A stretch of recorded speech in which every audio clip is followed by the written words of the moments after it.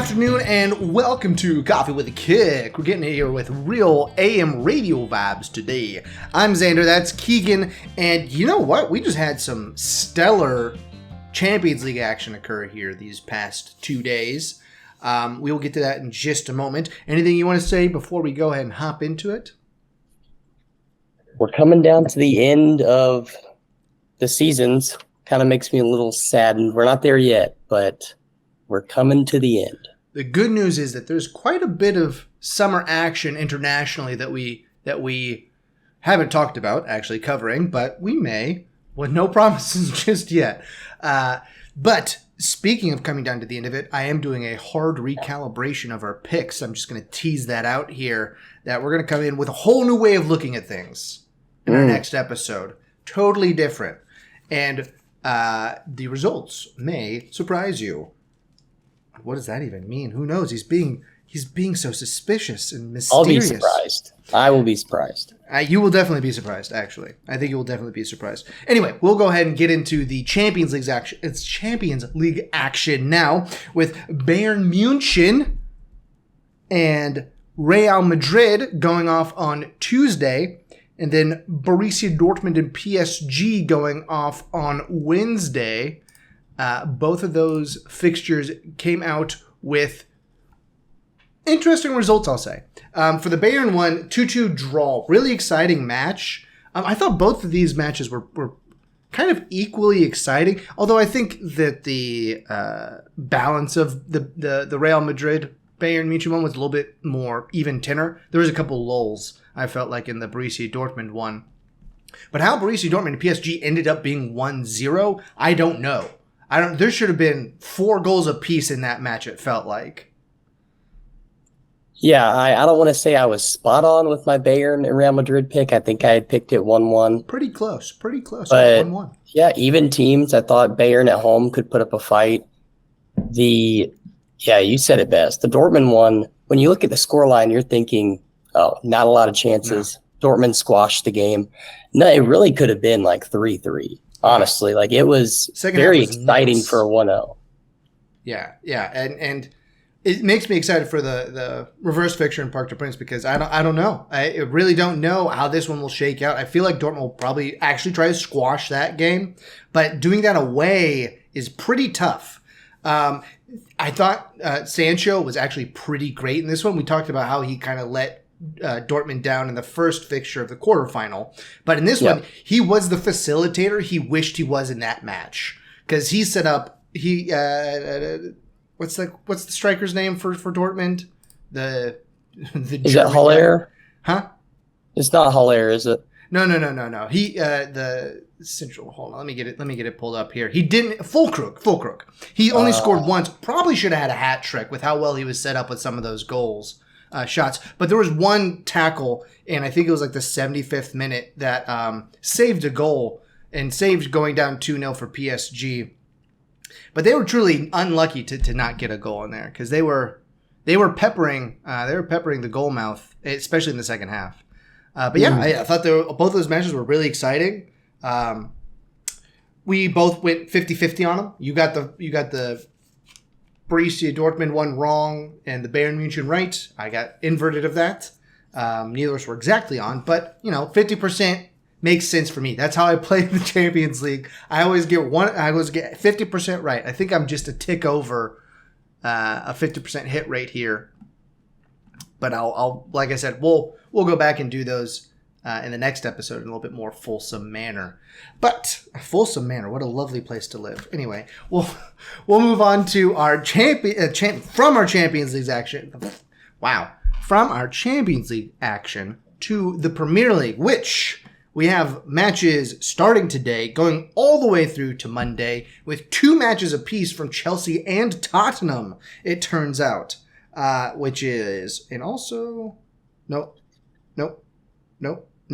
Just one for Man U and Crystal Palace. But Chelsea and Tottenham get a double dose this set of match days. So when did that Chelsea-Tottenham match when was that supposed to occur? I can't remember. Okay, it doesn't matter. It's happening now. So we're going to go ahead and cover it. It is the one going on probably about the time you're seeing this today, on Thursday afternoon. Chelsea hosts Tottenham in another one of these London derbies. Can't get rid of them this year. How do you think? Do you think either one of these teams kind of bounces back? Because neither of them have been playing particularly well of late, if memory serves. Yeah, 2 straight losses for Tottenham, and Chelsea's Chelsea, so they've been all over the place. Yeah, I think Tottenham takes it 2-1. I think they're the better team overall. I think Chelsea starting to wane here at the end of the season, especially those young minds. I have a feeling they're looking towards the summer, looking to the Olympics, looking to the other things that are happening. So they get more easily distracted than the veteran teams. So I think Tottenham takes it 2-1. They get back on track, potentially knocking Aston Villa off over these next few games, but they're going to have to start winning to do that. Yeah, 2 games in hand for Tottenham. One of them will be made up here. I actually have it going as 2-2. I think Tottenham is kind of out of sorts.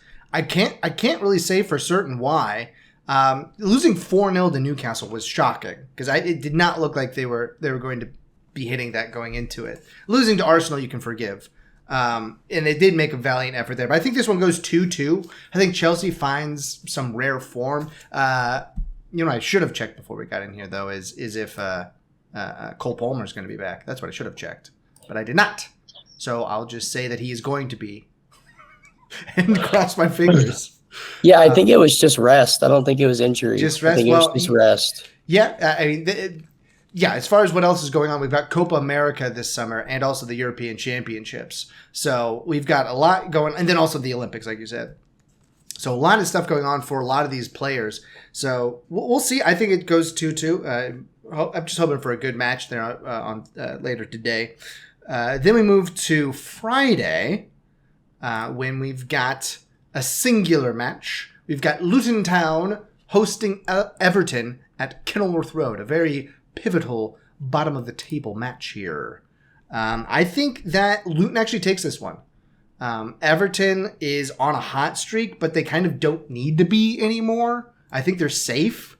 So they're going to feel that relief here going into Kenilworth Road. And Luton Town needs it. I mean, they're currently sitting in the relegation zone. Getting a win here would be huge for them. They're on a 3-game skid against teams. I mean, to be fair, against teams that are better than them. But this is their first chance in a while to get a leg up on a relegation side. And I think that they pull through and take it 2-1 at home. Take one at home. I don't know where I was going with that. I think Everton's win streak ends, but I think it ends in a draw 1-1. I just don't think Luton have the firepower to get more than one against a team like Everton, who actually values defense. And ultimately, I think Everton still wants to play spoilers. I think they're okay with being spoilers. And it's on a Friday night there in England. It's going to be an awkward match. I don't know. I think 1-1. It could definitely happen. Luton's not great. I mean, I don't think they're great, but I just think that they've got more to play for here. That then moves us into Saturday for, I guess, the match day proper. With a Arsenal versus Bournemouth match there at the Emirates Stadium, 7:30 a.m. Eastern time. Do you think, I mean, Arsenal rolls this one, right? I don't think they do. They've been on a hot streak, very reminiscent of their, I believe, early January, late December hot streak. And they went, I think, 4 matches during that streak, scoring 22 goals versus 1. Mm-hmm. I think that they're kind of on a similar trajectory, and they ended that hot streak with a 2-2 draw, I believe, or a draw of some sort, and it really demoralized them. I think Bournemouth has the stuff to do that to them. So I think it's 2-2, Arsenal-Bournemouth draw. Yeah, and the Cherries are on a bit of a good streak themselves. I mean, they've won their past 2 after losing to Villa. But I think that Arsenal's too good for them. I think Arsenal takes this 3-0. I mean, they all they have to play for at this point is the Premier League, and they don't really have a hold of it. They can't afford to give up any points. I mean, if it goes draw here, I understand why you're doing this. If it goes draw here, it makes it very easy for City. They could almost lose a match. I think they could actually lose a match, theoretically. And still, it'd be tough. They would, hold on, if they win one, draw 81, 81, 82. It'd be interesting. But it would definitely make it more simple. So I think Arsenal takes. I think they try to buckle down and take it.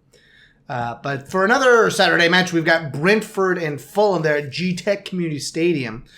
Brentford and Fulham, two teams that really don't have a lot going on at this point. Fulham in 13th and Brentford down in, I guess Brentford's in 16th. They've sort of fallen down after Everton's recent run of good results, but still they've got 10 points on Luton Town, and there's only 3 matches left. So literally impossible for them to be overtaken. So neither of these teams actually have anything to play for. I think it goes 1-1. I think this is kind of a dull match. They're going to be they may even rest some players just because it doesn't matter at this point. He's going to try to get more, not necessarily rest players, but get some young guys some minutes on the pitch is more along the lines of what they'll be going for. Sort of those people who you want to keep around but may want to leave to go get more time. I think that we'll start seeing them getting thrown out here for some of these teams. And I think it goes 1-1. Yeah, I think because they don't have much to play for, and we've seen both of these teams score a lot, I think it has the potential to be like a 3-3 match where both teams just let go and just really go for the attack. Because, again, there's nothing to play for except positional money. And when you're that low, it doesn't actually make a difference. Right. So I think it's got a good making of the players just think like, hey, let's just go for it. Some players may be trying to make some summer squads. Yeah. So that's a good point about maybe some people are trying to get some goals. Some people are trying to look good. That's what they're trying to do. Trying to look good. Maybe have some contract negotiations, end on a little bit of a hot streak. Yeah. Maybe get your name thrown about, bandied about. Oh, I heard that he's thinking about going to Lille in France. Who's going to Lille? No one. No one's going to Lille. But that takes us to what am I talking? Burnley hosts Newcastle. Right when you don't really want to play a good team, Burnley gets Newcastle. How do you think this one goes? I think Burnley has a lot more to play for than Newcastle. Kind of like you talking about Luton Town versus Everton. Mm-hmm. Newcastle's been on a good streak, but we've seen them be extremely volatile. So I think Burnley takes it 3-1. I think they they take it to them. They've seemed to figure something out. They're, I think, unbeaten in 7 of their last 9. So really Burnley is somehow in this position to stay up because of their recent run of form. Yeah. I think they continue it with a win. They've been scrappy. I mean, their only loss was the 1-0 loss to Everton back to Matchday 28. So it's better even than you said. It was, it's 7 out of their last 8. They're unbeaten. Rather than 7 out. I guess technically also 7 out of their last 9, but the 9th one is a loss. I think this is more along the lines of their scrappiness. I think this goes 3-3 Newcastle because Newcastle can score. We've seen them score this season. They are at Burnley, so I think that helps them. I think it's a late comeback by Burnley to basically try keep them in the position to save their season or save next season technically, but that's also saving this season. But yeah, they've been fun to watch recently, and I think it continues with this one, 3-3 Burnley and Newcastle. Then we move to a team that is no longer in the Premier League, essentially. Sheffield United officially relegated last match day. They've lost 4 straight, and guess who gets them? Nottingham Forest, the team who really needs some points here, gets Sheffield United, and I think Tottenham takes it to them. Sheffield, I mean, even less to play for than some of these other teams because they don't even have they can't even earn additional money. They're stuck in 20th. They ain't going to get above that. And I think Nottingham takes it 4-1 there at Sheffield's place. At Bramall Lane. In the past, in the Premier League, when teams have been relegated before the last day, we've actually seen them. I saw a stat where it said in the last 10 years, they've actually had a better winning percentage than they did the entirety of the season. Because the thought is that they know their fate now, so they're just going out to have fun. They're going out. Playing They're loose. a lot of playing loose. A lot of those teams like fired their manager, so it was some random interim from the U18 squad who's like, "Hey, boys, just go out there and do what you want." I think that's what happens here, and I think they take it 2-1. Wow. I think they play spoilers, and I think they're at home. Yeah. It may potentially be one of their last home matches in the Premier League, so I think they want to give their fans a show, and it goes 2-1. I still have not found our preseason predictions. I might have to go back and listen to the episode.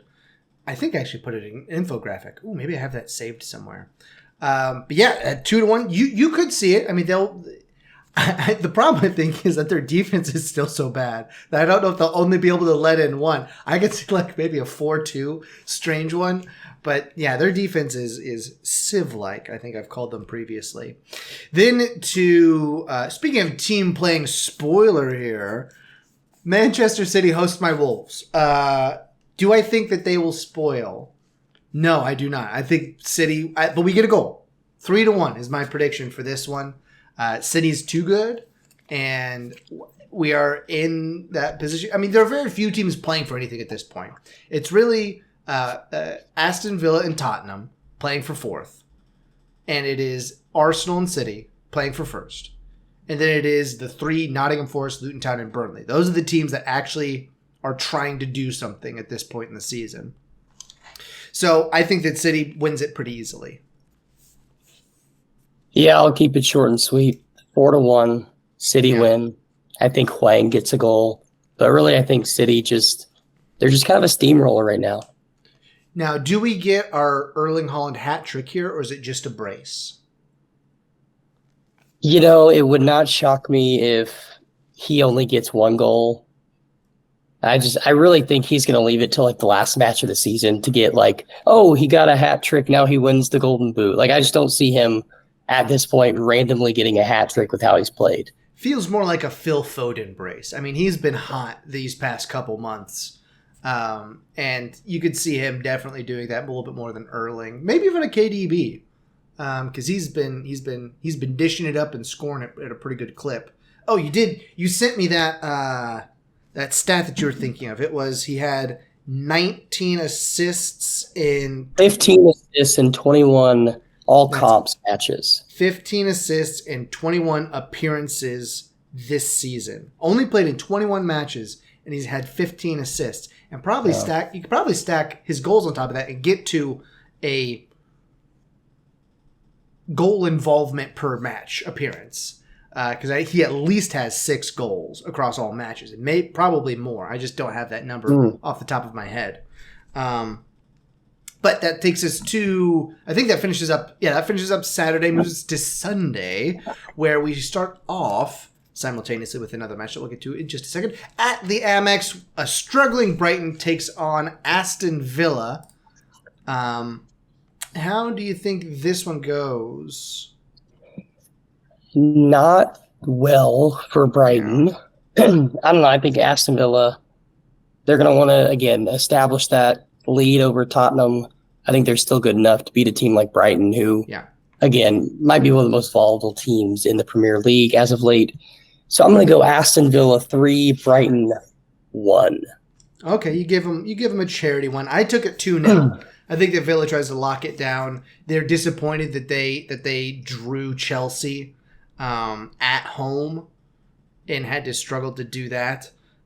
So I think that they try to go and just take it to Brighton and smother that match, and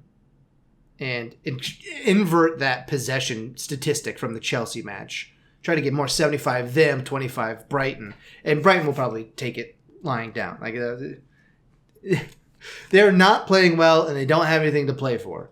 So I don't expect them to do anything special at this point in the season.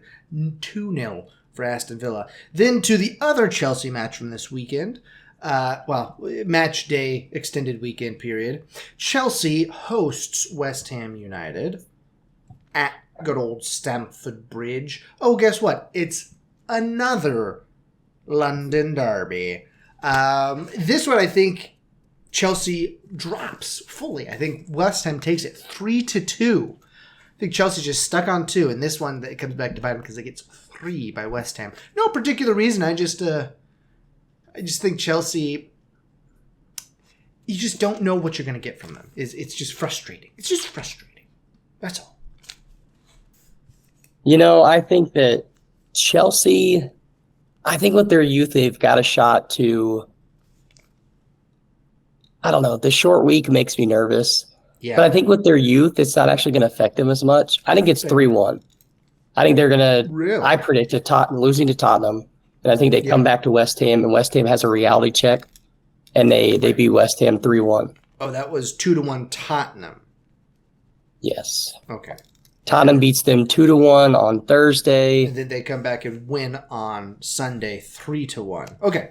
Yeah. And then 3-1. Yeah. And then you know what? I'm gonna actually adjust this pick that I made here, just real quick. It's the next one. Liverpool hosts Spurs. So Spurs not only get to play matches on Thursday and then Sunday, but they also get to play them both away at pretty tough places to play. I had this as a 1-1 draw between Liverpool and Spurs, but yeah, both of them away. Only 2 days of rest between them. It's late in the season. I think Liverpool ends up taking it 3-1 because of the reasons I just laid out. Yeah, I have it as a 1-1 draw. I think Liverpool is so out of their element. Tottenham will be tired, but I think that it's not going to be too much of a difference. I don't know. At this point of the season, you're really going to see the fitness. Tottenham's always been a pretty fit team. I think it's 1-1. I think Liverpool is just that downtrodden that I think even with the tired Tottenham, they still can't get it done. Yeah, Liverpool had it within their grasp, and they've just choked it away against teams they could have beaten. I mean, they lost. The Merseyside derby one is really what gets you. Losing 2-0 to Everton 2 weeks ago, that was the death knell right there. Right? It's all out of sorts since then. Then we go to Monday. Finally, we make it all the way through to Monday. Crystal Palace at Selhurst Park hosts Manchester United. How do you think this one goes? Do you think what are we supposed to expect from Crystal Palace at this point? I think at home they've been playing well, so I'm going to give him a 2-2 draw versus Man U, because Man U, they have shown they can score in some matches. Their defense, usually when they score a lot, their defense leaks a lot, and when they don't score a lot, their defense holds up. It's a very strange paradox, and you're not quite sure what kind of team they are. But I think it's 2-2. I think Mateta gets a brace. I think he extends his streak. I think I had maybe mentioned it in the last episode, but he had scored 9 goals in his last 10 matches or something like that. And he only has 11 Premier League goals. So he's on a streak. I think he continues it in this one. Yeah, and I think that this goes more along with the first version of Man U that you're talking about, where their defense is organized, but their offense can't get it together. I've got it as a double goose egg here. 0-0 draw at Selhurst Park. Both the teams just kind of leave scratching their heads. I don't know what happened here. I'd rather just forget about it. It's match day 36. We're all tired at this point. We'll pick it back up next week, okay? Just forget about this one. No particular other than it being, that's what I've got. 0-0 draw on that one, which will bring us to the match day that will be match day 36 for most teams. Some of them, I think, let's see, Tottenham, it's match week 30. Well, this will be 34 and 35 for them. So they'll only have one match day left to make up. Yeah. Before we go, we do have to get to our the answer to our trivia question from earlier this week. Yeah. I cannot. Oh. When was the last time that Borussia Dortmund and Bayern Munich played in the final? They've done it. When was the last time they did it? And you know what? Right? That's what it was. Yeah. That's what it was. Yeah. And you know what? They mentioned it in the broadcast of the Bayern Munich. I heard them say this happened in when they played Borussia Dortmund, and I totally missed the date. It was 2004.